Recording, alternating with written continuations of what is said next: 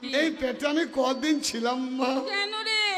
এই পেটে কত কষ্ট করে তোকে 10 দিন 10 মাস রেখেছিলাম। এই পেটে হ্যাঁ 10 মাস 10 দিন 10 মাস 10 এই পেটে? হ্যাঁ রে। তারপর কি হইল বিটি? তারপর 10 দিন 10 মাস রাখার পরে অনেক দুঃখ কষ্ট যন্ত্রণা ভোগ করে আচ্ছা। তোকে আমি এই পৃথিবীর বুকে ভূমিষ্ঠ করলাম।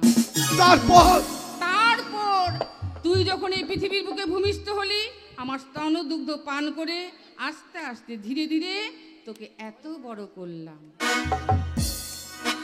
বিরাট ব্যাপার, বিরাট ঘটনা, বিরাট ইতিহাস। পেটে ধরলি তুই, ভূমিষ্ঠ করলি তুই, স্তন দুধ পান করালি তুই, সবই তো তুই করেছিস। তাহলে তোমার কি ব্যাপার বড় ভাই? এই হারামজাদা, কাকে বড় ভাই বলছিস রে? কে বলছি? আমি কেন তোর বড় ভাই হব? তোর বাবা। বকরিটা কিসের বাবার বে? আমি তোকে জন্ম দিয়েছি। জন্ম দিলে হবে, কর্ম করেছিস। কেন? মা 10 দিন পেটে ধরেছে, পেটে ধরেছে মা, ভূমিষ্ঠ করেছে মা, দুধ খাইয়েছে মা। আবার তুই তো কোনো ভূমিকাই নাই। আমার ভূমিকা নেই মানে? তুই যদি আমার বাবা হতিস, একটা কর্তব্য করতে পারতিস। কি কর্তব্য? মেয়ে ছেলে হয়ে 10 মাস 10 দিন পেটে ধরেছে, তুই যদি আমার বাপ হতিস, কেন 5 মাস 5 দিন তুই পেটে রাখতে পারিস না?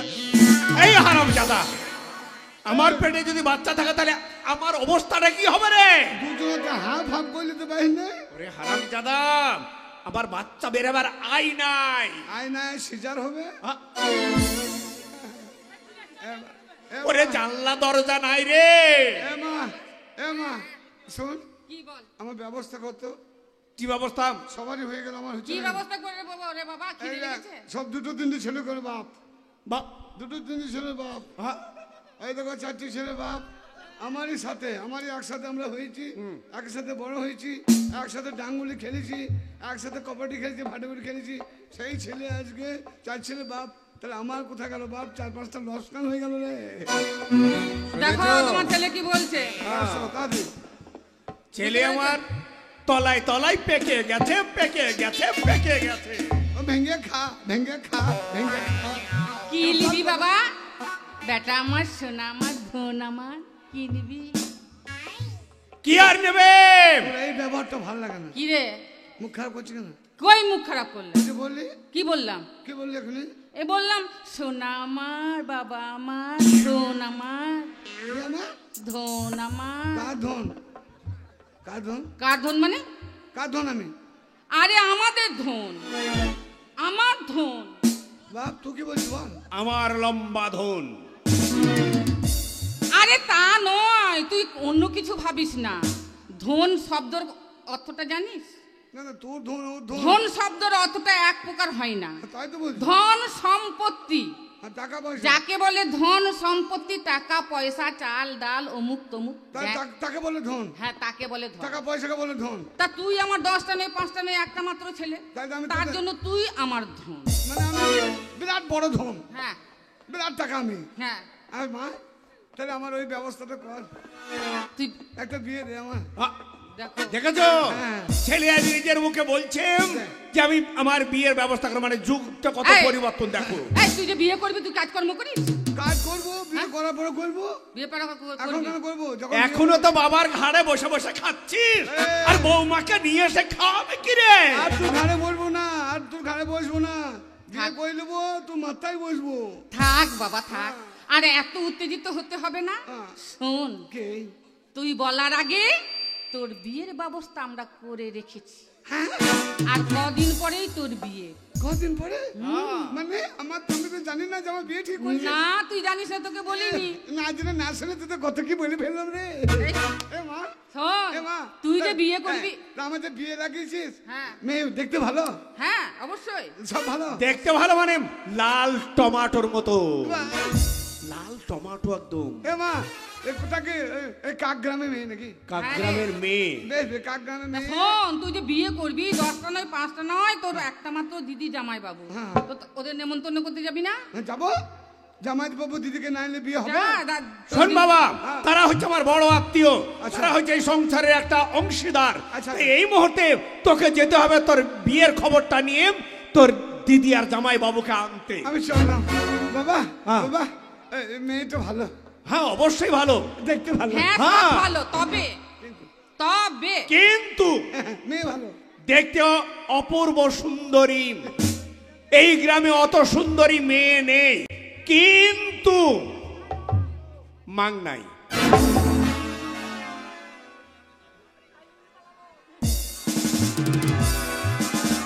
কি হলো রে? বিয়ে হবে, মাং নাই। তাহলে আমার বিয়ে করে লাভ নাই। কেন রে? ওই জন্য নাই, মেয়ে বিয়ে করবো, বউ হবে, আমার ভালো সুখে সংসার করবো। বন্ধুরা জিজ্ঞেস করবে আরে কেমন মেয়ে বিয়ে করলে, আমি বলবো হয়তো মেয়ে ভালো হবে, মেয়ে ভালো, কিন্তু নাই। ওরে হারামজাদা, তোর বাবা যেখানে তোর বিয়ে ঠিক করেছে ওদের অনেক কিছুই আছে, আচ্ছা আচ্ছা, কিন্তু তবুও হ্যাঁ। তোর বিয়ে আমরা মাগনায় দেব, মানে কোনো কিছু আমরা দেনা পাওনা নেব না। কেন নিচ্ছি না জানিস? কেন নিচ্ছি না? কেন? বাবার একটা মেয়ে, আচ্ছা। বিষয় সম্পত্তি অনেক কিছু আছে, ওখানকার সম্পত্তির মালিক তুই, বেশ। এখানকার মালিক তুই, ঠিক আছে। তাই বিয়েটা আমি দিচ্ছি একদমই মাংনাই। আমি যতদূর যাবো, দিদির বাড়ি যাবো, সবাই শুধু বিয়ে করছিস, পটল বিয়ে করছিস, হ্যাঁ আমি বলবো হ্যাঁ মেয়ে ভালো, মাগ নাই। শোন, তাহলে এক কাজ কর, এই নরসিংহপুরে বড় মেলা বসেছে, মেলায় এক ভাঁড় মিষ্টি কিনে দেবো, সেই মিষ্টি নিয়ে গিয়ে তোর দিদি আর এই জামাই বাবুকে তাড়াতাড়ি নিয়ে আয়।